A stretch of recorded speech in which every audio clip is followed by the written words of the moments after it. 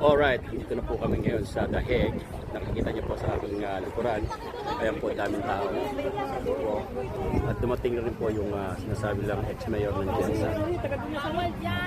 Hanapin po natin. Guys, get kami sa guys.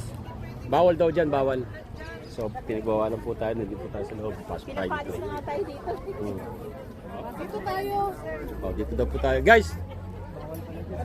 Bawal dyan, bawal. Interviewin ko muna yung mga seaman sa nanalo ko ano po masasabi nila sa Magna Carta. Kapo, interview niya kita. Kapo, konting ano lang, ambush lang. Alam mo, dito tayo. Salo tayo rito.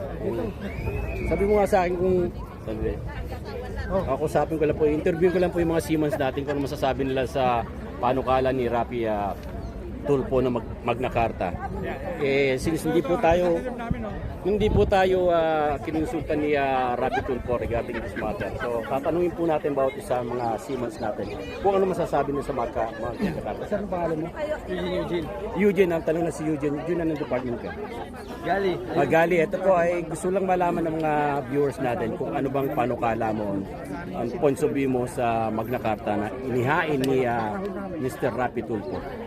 Wala, negative. Walang panggastos dito. Paano bang nangyari doon? Paano bang hatian doon? Maliit lang ako pumunta sa sahod namin sa barko.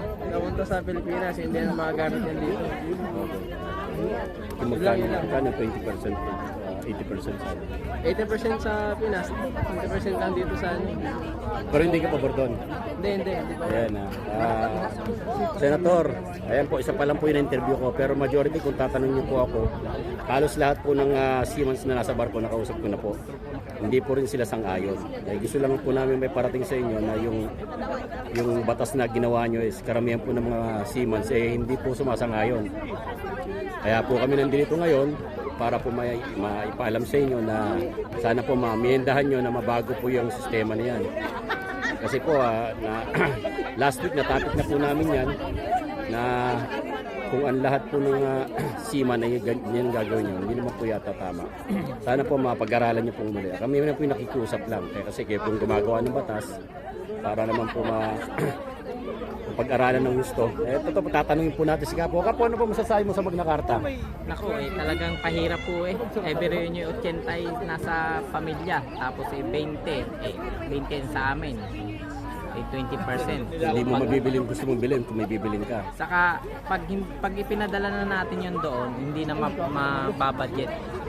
Swerte ang pamilya na marunong mag-budget ang asawa at ang mga. Pero hindi naman ho lahat pare-parehas. Ngayon, kung halimbawang uuwi kami at wala kaming dala sa 2 buwan o 3 buwan namin bakasyon, negative ulit bago kami makasakay. Kaya, yung Magna Carta isang malaking kalokohan po yan. Sana po ay mabagyan ng tamang proseso po yan na yan, Magna Carta na yan. Okay, salamat po Kapo. Ayan po, Senator, pangalawa po na sa interview natin. Malaking hindi po tama talaga yung naging desisyon. Kaya inihiling po namin na pag-aralan niyo po ulit. Hindi po namin alam kung paano niyo muna naipasa yung batas na yan. Kung yung mga asawa po ba ng mga seaman ang kinausap nyo, dapat kami mga seaman po ang nakausap nyo. Para po kahit man po sana 40 o 60 or kalahati man lang. 50-50, wala po. Ang nangyari po, 20 na sa 8 sa kanila. Kung ako, halimbawa, bibili po ako ng internet card. Paano po ako makakabili kung sinahod ko is 20% lang? Hinatin niyo po. Kasi naman po sa may bahay namin, hindi ko po sinasabi na lahat ng mga babae maaaring magloko. Kung sakasakali lang. Pero marami po tayong history na ganyan. Gaya po na sinabi ko last week na yung history po ng ganyan. Dapat po mabago. Pag-aralan niyo po muli para po mamiendahan natin yung batas na yan. Maraming salamat po. Tapos salamat ha. Okay, thank you.